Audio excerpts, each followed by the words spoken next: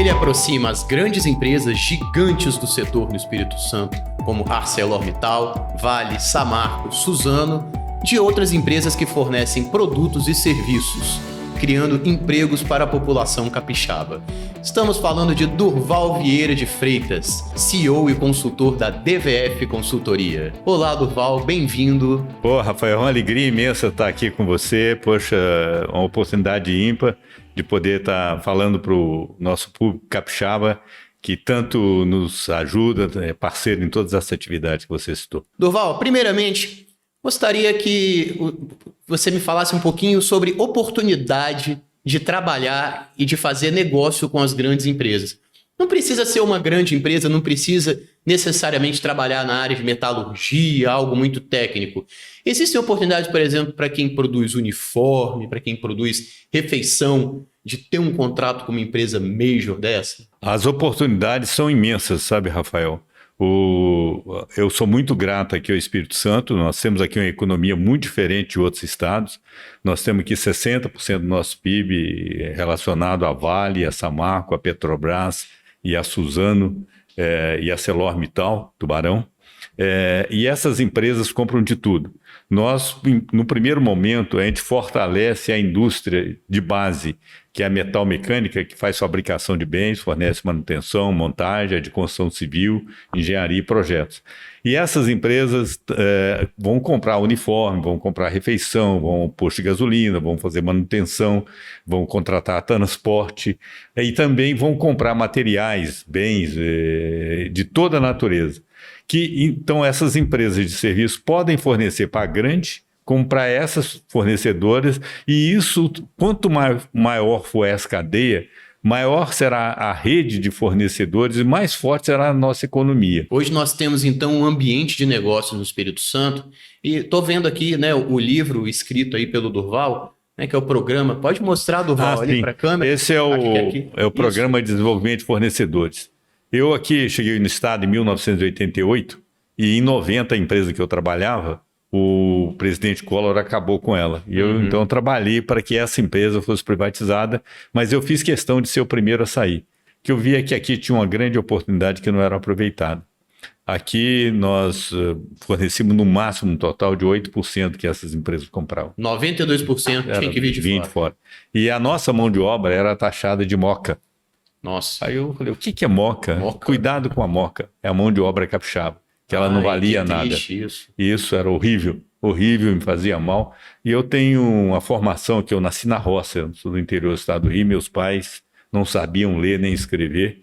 E minha mãe, com a sabedoria que ela tinha, fez questão que os filhos estudassem. E eu vi que aquilo foi possível para mim e eu acho que é possível para qualquer um. O que falta é oportunidade para as pessoas. Eu falei, não aceito isso. Vamos trabalhar para reverter essa situação.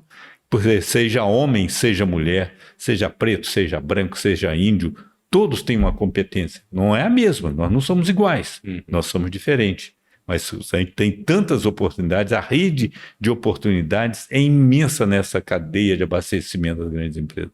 Aí nós começamos a trabalhar para identificar o que a grande empresa precisava e o que a pequena, média e microempresa podia fazer. Que bom o Espírito Santo contar, né, com o trabalho. Mas tem uma história, Rafael, que me marcou demais também, que quando foi construída a ArcelorMittal Tubarão...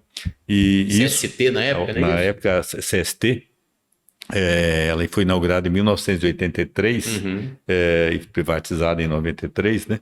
Ela tinha um canteiro de obras aqui com alojamento para 40 mil pessoas que não eram do estado. E essas pessoas faziam suas necessidades fisiológicas, pegavam as garotas da periferia, pobres, e engravidaram essas garotas. Nossa. E esses trabalhadores foram embora e deixaram essas garotas aí com seus filhos, que deu origem ao bairro São Pedro. Então aquilo me deixou, por que isso? Nós não podemos aceitar isso. Vamos fazer trabalho aqui que a gente não precise de alojamento, que possa às vezes ser executado por uma empresa, por um trabalhador local, que ele vai para o trabalho, volta para casa, usa o hospital, usa a escola, não precisamos construir alojamento. E isso nós conseguimos. E morador local, né? Local, gera um emprego, ele vai usar o mesmo supermercado, a mesma hospital, a mesma escola, e a economia ganha que esse dinheiro vai ser aplicado. Esse trabalhador de fora leva esse dinheiro para fora, vai ficar na cidade Com dele. certeza. Então isso foi um ganho muito grande. Eu lembro, rapaz, que Aracruz nós não tínhamos soldadores aqui. Aí começamos a dar curso. Hoje os nossos soldadores são os melhores do Brasil. Então a gente é muito grato por tudo isso. E só foi possível que nós tivemos juntos, todos juntos, o governo, a Federação dos Indústrias, os sindicatos, todos com o mesmo propósito. União, então, é a chave, né? A aliança entre todos os agentes para que seja possível. Sim, Essa mudança. eu lembro de uma história nesse trabalho, foi com a Aracruz Celulose, que na época, hoje Suzano, né, depois passou a Fibra e hoje Suzano, que foi muito interessante, apresentando o projeto na Federação das Indústrias. Eu estou vendo que o trabalho de vocês está organizado, dá oportunidade. E deram oportunidade para nós. Foi a primeira grande empresa que acreditou na gente. Depois veio a ArcelorMittal, que fez um trabalho fenomenal também. Não sei se você sabe, quando ela foi privatizada, tinha um número grande de trabalhadores que nem ensino fundamental tinha. Ela fez esse trabalho e usou a gente, e aí nós criamos um programa de certificação, de capacitação. Hoje o trabalhador capixaba é referência em todo o cenário nacional. Os soldadores são um caso, e existem outros? Hoje o nosso pessoal de planejamento e controle, o nosso pessoal de instalação elétrica, todos operadores de máquina, nós não temos, assim, hoje dificuldade nenhuma. O que existe hoje é falta de mão de obra qualificada. E isso é um problema nacional que nós estamos tendo um apagão. Hoje tem trabalho e não tem mão de obra. Mas uma coisa que foi muito importante nisso, o Rafael, é que a gente identificou que os empresários ganharam as concorrências, mas eles não sabiam, às vezes, fazer proposta, fazer um planejamento. Aí começamos a dar curso para eles também. Aí vimos que os trabalhadores não estavam preparados naquela época, e nós vamos retomar agora isso. Aí começamos a qualificar esses trabalhadores, que tem muito trabalhador que tem a família dele, então tem que ser curso de curta duração, em horários que eles possam fazer. Então o nosso trabalho é esse. Nós trabalhamos para abrir o mercado. Depois a gente trabalha para qualificar, certificar a empresa, e é um trabalho conjunto. E as grandes empresas passaram a aceitar isso muito bem e viram que, tendo um fornecedor local, ele reduz custo e ganha em competitividade. Com certeza. E adequar a rotina, né, do ser humano com a possibilidade que ele tem de aprender. Agora, eu queria saber uma coisa, Durval, uma pergunta até pessoal, uma curiosidade minha. Você que é um facilitador, né, de conhecimento, que leva essa qualificação para as pessoas, qual é a sua formação? Eu sou engenheiro industrial mecânico. E eu sou engenheiro industrial mecânico porque eu quis ser engenheiro. Eu nasci na roça, a mãe queria que estudasse, né, e mudava para a cidade. E na cidade tinha 3 profissões muito valiosas na época, na década de 50, início de 60. Era ser médico, padre ou delegado. Padre. Eu não queria ser padre, não tinha jeito para isso. Delegado eu nunca peguei numa arma, então sobrou médico, né? Aí ela punha para trabalhar em farmácia. Eu tenho um irmão médico, outro veterinário, mas eu via sangue e eu desmaiava. Aí eu falei, isso não tem jeito para mim, mãe. Eu queria voltar para a roça para ajudar meu pai na venda lá na roça, plantar arroz, ajudar na venda. Eu falei, não, você tem que estudar. E meu pai tinha um caminhão velho que vivia quebrando. E eu falei, então se tem que estudar, deixa eu fazer esse negócio. O que é isso? É engenharia. E eu fiz, gosto muito. Agora é interessante, e com isso eu aprendi um negócio, que em toda e qualquer profissão, você tem 2 caminhos. Ou você verticaliza o conhecimento, você vira um especialista naquilo, um doutor naquele assunto, ou você horizontaliza o conhecimento, trabalha na gestão. E eu vi que o meu perfil era de gestão, de desenvolvimento, de ousadia, de abrir mercado, de levar. E eu criei uma facilidade de comunicar essas necessidades com as oportunidades.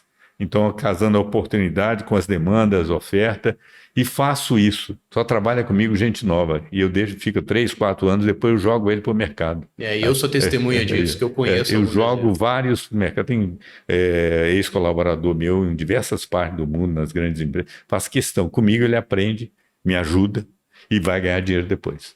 Então é ensinar o que eu sei. O outro é praticar o que eu ensino. A gente estava falando que pequenas e médias empresas que começaram a fornecer para essas gigantes, hoje já são gigantes. Você deu exemplo aí da Imetame.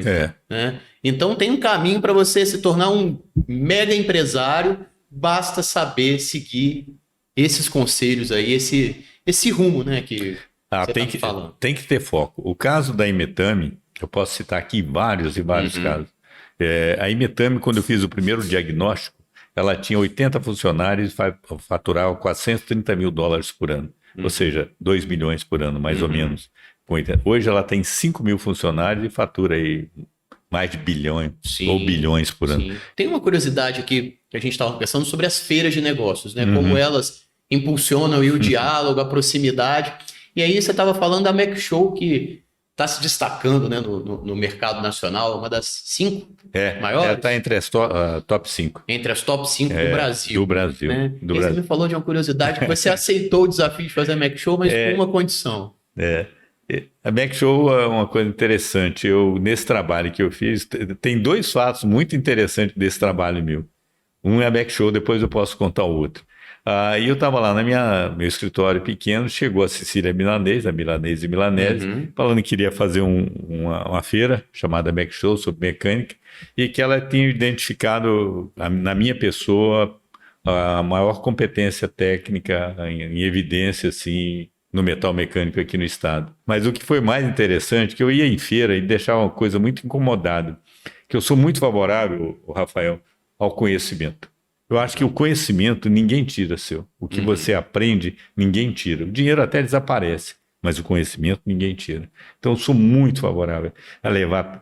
eu faço todo ano palestras em escolas do 2º grau, universidade, que eu acho que eu estou levando conhecimento, minha experiência para o jovem. Onde eu posso, eu estou ajudando nesse sentido. E eu ia a algumas feiras em São Paulo e tinha muita mulher assim com roupa curta, mulher pelada. Mulher pelada. E eu falei, olha, eu aceito te ajudar desde que a gente tenha painéis técnicos de alto nível e não tenha mulher pelada. Ela falou, topo isso. Interessante que isso veio casar com e também bebida, né? Que é negócio de ficar bebendo lá. Você vai lá é para aprender, trocar ideia, conhecer e crescer. Você não vai deixar de trabalhar. Se você quiser ir fazer farra... Cachaçada e mulher pelada não é em outro local. Né? Quando nós começamos a Mac Show, a ideia era a gente mostrar o fornecedor local para as grandes empresas. E isso nós já temos. Hoje o grande trabalho é manter esse nível de fornecimento. Mas agora o nosso desafio é mostrar o Espírito Santo para o Brasil. O Espírito Santo ele é 0,5% da área territorial brasileira, 1,9% da população e 1,8% do PIB. Nós não temos futuro se não tivermos uma interação com os mercados nossos vizinhos, Sudeste, Sul, Centro-Oeste, Nordeste e com o mundo exterior. Então nós precisamos trazer compradores de outros estados e de outros países. Vamos ter expositores de 2 países aqui, da Itália e da Holanda. Vamos ter visitantes já na Mac Show, cadastrado de diversos estados brasileiros para vir aqui. E nós promovemos visita às grandes empresas, promovemos visita a centros tecnológicos. Então é uma interação muito grande e isso me realizei muito com essa oportunidade. E já tem data marcada para o Mac Show? É de 8 a 10 de agosto, lá no pavilhão de Carapina. São 3 dias, das 2 às 9 da noite, 2 horas às 9 da noite, com esses painéis técnicos. Nós vamos ter 4 arenas, uma de negócios, outra de tendências, uma de inovação e outra de conhecimento. Duval, fala um pouquinho de tecnologia. Sim. A gente está vendo inteligência artificial, robôs que trabalham no lugar de seres humanos. E aí, como é que vai ficar o mercado de trabalho? É uma pergunta que eu considero, né, o seu conhecimento muito amplo. O homem criativo vai continuar tendo espaço ou será que a gente vai ter que viver de bolsa no futuro? Nossa Senhora, eu acho que vamos ter espaço demais. Eu acho que tem coisa para acontecer aí que agora depende de estudo. Tem que estudar. Mas as profissões tradicionais vão continuar a ser mantidas, talvez de forma diferente. Sim. Então vão precisar pessoas pensantes, né? Cada vez mais conhecimento. Mas funções básicas, como fazer comida, como roupa, tudo vai continuar. Agora, quem não quiser estudar, pesquisar, não necessariamente você precisa fazer um curso superior. Não estou dizendo isso, não. Você pode até fazer curso de curta duração, mas se você focar naquilo, se interessar, estudar, vai ter espaço para isso. Verdade. Eu acho que não vai faltar emprego, não. Vai faltar a vontade de trabalhar e conhecimento. Assim, quais são os planos hoje da empresa como consultoria? Tem plano de ampliação? Como é que é? Você tocou num ponto muito delicado nesse momento para mim. A DVF esse ano está fazendo 30 anos. Sim. E a parceria com a Fundação Dom Cabral. 3 décadas. 3 décadas, no Espírito Santo. E o Brasil inteiro, mas ela é uma empresa capixaba. E temos a DVF Educação Empresarial, que é a parceria com a Fundação Dom Cabral, que o meu filho Vinícius Ribeiro de Freitas é que toca. A DVF Consultoria, eu nunca quis ser grande. Máximo 10 funcionários. Eu acho o custo fixo, a consultoria ela é muito alto e baixo. Então eu sou muito preocupado com isso. Procuro manter o mínimo, trabalho com parcerias, com terceiros e dessa é a forma. A minha ideia, a idade está chegando, é ficar um pouco até menor e trabalhar mais como eu hoje já sou conselheiro da ESGás, sou conselheiro do Fundepar, continuar com a consultoria, mas não no ritmo como anteriormente. Manter mais por algum tempo, mas uma consultoria mais light. Não tem assim uma intenção, mas aí ajudando a quem for preciso nesse período, sabe? E o Vinícius, seu filho, é quem está mais à frente agora dos negócios, né? E é interessante, né? Porque o que eu estou passando, eu acho que muitos vão passar no futuro. É essa decisão do ritmo, né? Eu quero diminuir um pouco o ritmo. Aproveitar os netos, aproveitar um pouco mais da família, mas não parar. Eu acho que parar, você não pode parar nunca. Tá certo. Durval, deixo aqui então o espaço aberto, se você quiser fazer alguma consideração final a respeito do mercado empresarial, do mercado de trabalho. Rafael, lembro quando eu comecei, quando eu resolvi encarar esse desafio no Espírito Santo, ninguém acreditava. E eu analisei a Constituição de 88, que eu acho que essa Constituição de 88 mudou muito o nosso país, que aliás ainda precisa mudar muito, mas ela foi muito importante para nós, que ela incluiu o licenciamento ambiental. Os projetos de impacto precisavam ter um licenciamento ambiental, passar por uma audiência pública, e aí nós enxergamos que a gente devia, nessa audiência pública, ir lá e levantar uma bandeira, que a gente precisava de oportunidade para o trabalhador e para a empresa local. E a gente teve com isso nas licenças dessas empresas, que eles não nos escutavam. Naquela época, os diretores, os presidentes, não valorizavam a coisa local. Hoje é diferente. E então o meio ambiente começou a nos dar apoio. Eu até fui no governo do Vitor Moraes, depois do Paulo Artung, todos deram muito apoio nisso. Renato, então, sempre com muito apoio. E a gente conseguiu nisso ter essa licença e eles passaram a discutir com a gente. Que eu mostrei, foi uma coisa assim que eu não sei como consegui enxergar na época. Que o licenciamento ambiental não é só o meio físico, não é só o ar, não é só a água, não é só o resíduo, não é só a fauna, não é só a flora. É também o socioeconômico, que hoje eles chamam de ESG. Se você não adianta ter aqui uma ilha da fantasia não interagindo com ninguém. Então foi muito importante. Agora, esse período passou, por isso está superado. Hoje só tem um caminho, é o conhecimento, competência. Então nós estamos muito debatendo conhecimento. Cada vez mais nós temos que estar abertos a discutir e chamar as grandes empresas para discutir com a gente. Hoje nós temos empresas, nossas fornecedoras, com conhecimentos superiores a alguns itens das grandes empresas. E a gente está encontrando nessas grandes empresas a humildade de vir conversar com a gente. Então isso está sendo um ganho muito grande, mas ou seja, porque nós nos tornamos competentes e somos reconhecidos por eles. Então eu diria que o futuro é muito bom, depende de nós. Nós temos que trabalhar para isso. E trabalhar junto aos governos para atrair investimento, atrair negócio, que é isso que vai fazer gerar emprego aqui e uma melhor qualidade de vida para as pessoas, desde que tenham estudo para ter um salário melhor. Perfeito. Queria agradecer muito aqui a presença do Durval Vieira de Freitas, CEO e consultor da DVF. Muito obrigado, Durval, mais uma vez. Este foi o Histórias Empresariais e este episódio você pode conferir no portal Tribuna Online, em nosso canal no YouTube e nos tocadores de podcast.